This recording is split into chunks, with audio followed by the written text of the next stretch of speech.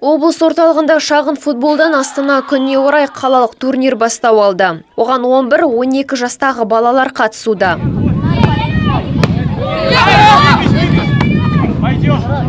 Турнирге қатысуға 6 команда өтініш берген. Әр ұжым 10 адамнан тұрады. Жасыл алаңда Достық пен Ровесник командалар ойнап жатыр. Алғаш аталған топ бастапқыда 2-0 есебімен жеңіліп жатты. Матч соңында жиналып шабуылды үдетті. Соның арқасында таразы басын теңестірді.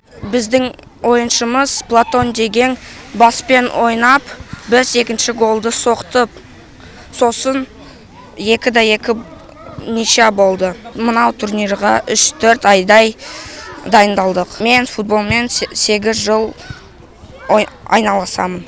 Балғындардың ойынға деген ынтасы зор. Әрбір кездесу тартысты және тартымды өтті. Жеткіншектердің көзіндегі отты байқаған ұйымдастырушылар балалардың арасынан танымал футболшылар шығатынына кәміл сенеді.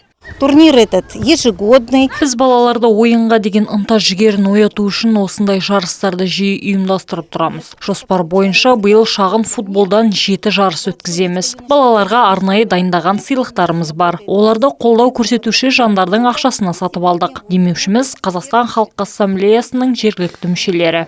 Турнир ертең аяқталмақ. Жүлдегерлерге медаль, кубок пен бағалы сыйлықтар табысталатын болады. Сонымен қатар жас футболшылар бірнеше аталым бойынша марапатталады. Мадина Қаби, Матвей Колесников, МТРК.